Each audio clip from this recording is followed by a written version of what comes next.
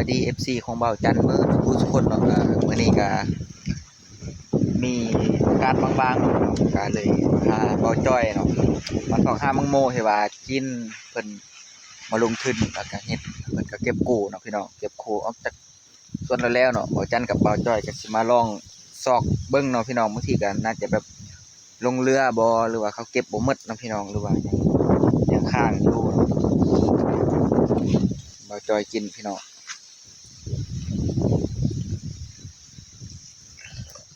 แซ่บบ่จ้อยแซ่บหนึ่งวันนี่เนาะพี่น้องนี่ก็ได้เบิ่งลังของเบาจันนี่ก็คือว่าสวนน้องโมเบิดเลยเนาะพี่น้องอันนั้นก็จะแม่นหมดเลยสุดฮู้เซ็นต้าเลยพี่น้องแล้วเบาจันสิโลไปสอบบริเวณตะเคียงนี่ลองเบิ่งเนาะพี่น้องคันถ้าว่าบ่มีเนาะเบาจันก็สิเอารถนี่ยับเข้าไปยันในได้เนาะพี่น้องบ่ฮู้ว่าเขาสิด่าหรือบ่ด่าเนาะพี่น้องก็ไปลุ้นนำเบาจันเบิ่งคันถ้าเขาด่าเบาจันก็สิพาเบาจ้อยเมื่อเนาะพี่น้องแต่ว่าน่าสิบ่เป็นหยังเลยดีเนาะพี่น้องเพราะว่าเพิ่นก็ได้เก็บกู้ออกไปหมดแล้วเนาะพี่น้องมาสอกหาแบบแนวอันมันเรือบ่หรือว่ามันเขาสอบบ่เห็นว่าซั่นๆเนาะพี่น้องก็ไปเบิ่งกันว่าสิได้หลายสำาใดเนาะพี่น้องกินอิ่มบ่วะนี่เนาะพี่น้องอันนี้ก็จะเป็นสดมังโมเนาะพี่น้องเพราะว่ากินเข้าได้มาลงทุนเนาะพี่น้องแบบนี้มันจะเลือกแบบนี้พี่น้องแต่ว่าบ่ฮู้อะฟังเสียงพี่น้องเป็นแบบนี้ปิดเอาเลยเสียงใจฟังเสียงพี่น้องผู้ใดหูแบบบังโมสุกหรือว่าบังโมแดงนี่เนาะก็สามารถคอมเมนต์บอกว่าจันเด้อเพราะว่าเฮาดีดแต่มันดังแบบได้เนาะตัวนี้ก็ดังแป๊กๆเด้อเบิ่งบ่าวจันสิแบบฟันนะพี่น้องเบิ่งเนาะเดี๋ยววันนี้ครับบ่าวจันเฮียนมักนึงมักนี้น่าจะสุกพี่น้อง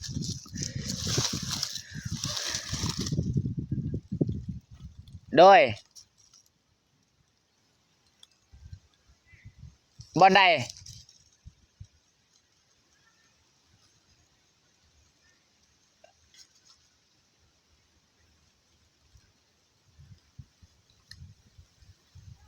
โดยเขาว่าอย่างไรเขาว่าอย่างไรอยากได้งูหน่อยแต่เข้าบนเด้อสิโยซอกแก้วนี่เขาบอกว่าเอ้ยเขาบอกอย่างนี้นี่เอามันไปเลยนี่เราพี่น้องเขาก็ได้ห้องบอกจันว่าอีกยังหรือว่าแถวนั้นยังมีมังโมสิบ่พี่น้องแล้วเขายังพาเอามืดหรือว่าจะเขาว่าจะได้ก็เจอเขาว่าอยากได้มังโมหน่อยแล้วเขาไปเอาอยู่นั่นเลยสิได้แม่นมันใจเหมือนเขาบอกเขาออกไปตีเขาไปนั่ง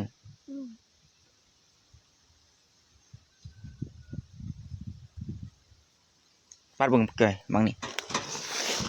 พาฟาดบึง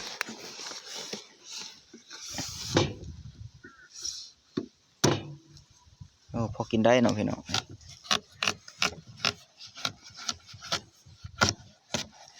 โอ้โหเข้าเดี๋ยวห้องบอกยังเนาะพี่น้องโอ้ยังบะแดงดีพี่น้องยังสีอ่อนๆอยู่ตรงทิมเลยนี่อันนี้ซับเปิลเลย2 มาร์กทิมเลยจะจงไว้ยังทิมรถ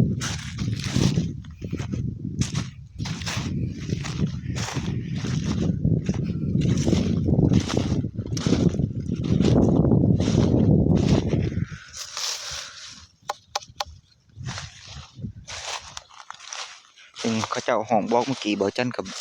บอกได้ยินดีพี่น้องแต่มันเพิ่นบอกจังกับบอกหูแต่ว่าเบาจอยบอกว่ากระทายจากใดบักโม่หรือคือว่าเขาไปทางในเนาะพี่น้องแต่บอกจันกับบอกได้ยินพยายาม พยายามบ่จันจิพยายามสอกหาเนี่ยแบบมันใจว่ามันสุกนะพี่น้อง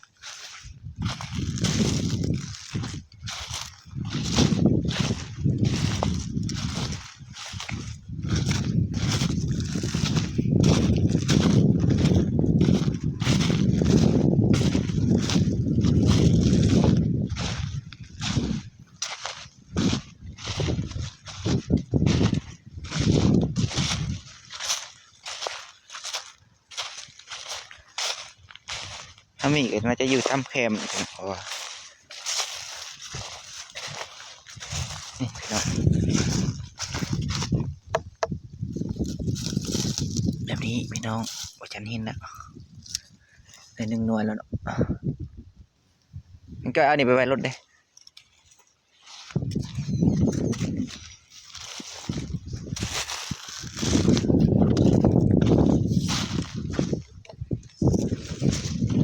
เบิ่งน้องพี่น้องกระทาบาเข้ามาบอกให้กลับเขาก็สิกลับนะพี่น้องลองสอบไปเบิ่งก่อนเนาะแล้วพอบ่จันก็บ่ได้เจอ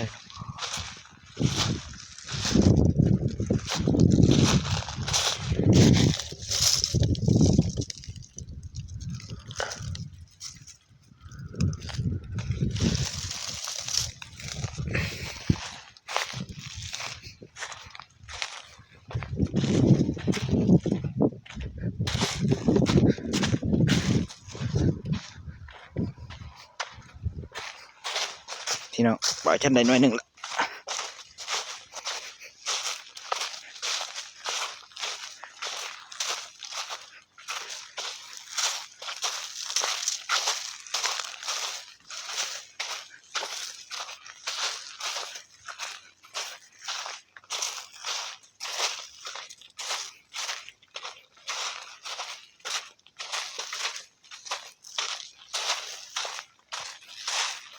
น้องจอยคือได้บางอย่างแล้วน้องจอยอันได้บางอย่างแล้วโอ้โหนี่นะพี่น้องบ่จันก็ได้มักใหญ่บางหนึงแล้วเนาะ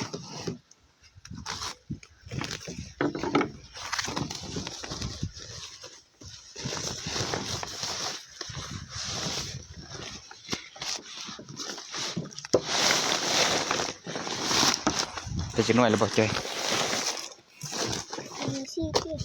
นี่4 หน่วยเบิ่งเขาสอบอีกเติมจาก2-3 หน่วยแล้วก็กลับน้องหรือว่าเส้นจ้อยก็ได้ยินคักนะว่าเขาว่าอยากได้มุ้งหน่อยเขาไปนั่นมันเจอบ่แม่นเขาบอกว่าอยู่ข้างหน้ายังมีมังโม่เลยบ่แม่นยังมีมังโม่เหรอเก็บนี่เหรอออกไปเลยสิบ่แม่นอ้าว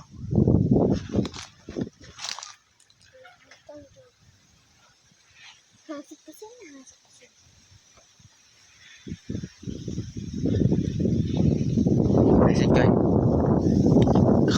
าย่างมาหอดเขาย่างมาพี่แล้วเส้นจ้อยลองทำมึงเด้อย่างไปทำเอ้ยอันแถวนี้เก็บได้บ่สิเด้อ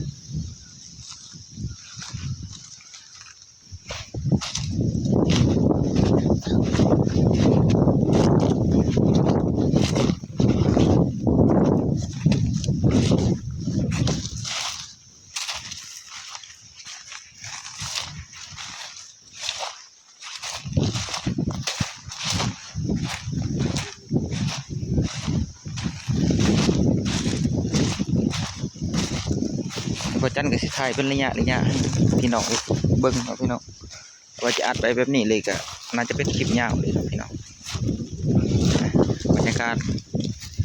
สิประมาณนี้พี่น้องสวน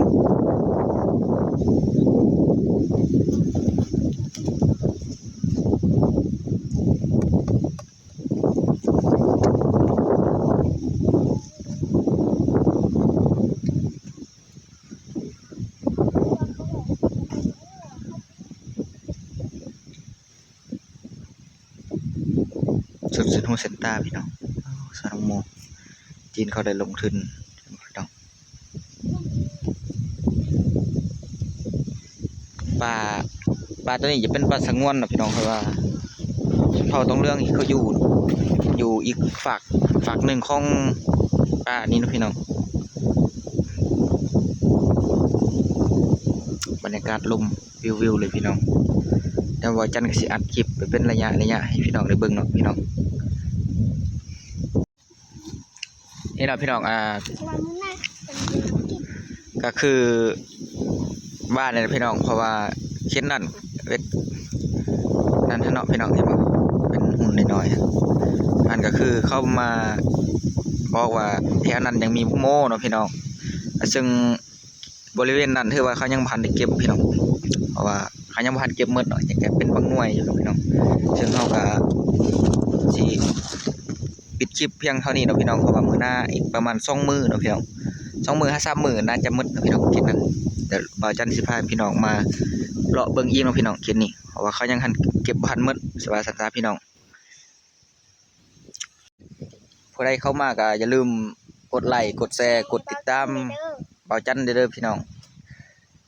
ในคลิปนี้ก็ขอกล่าวคำว่าสบายดี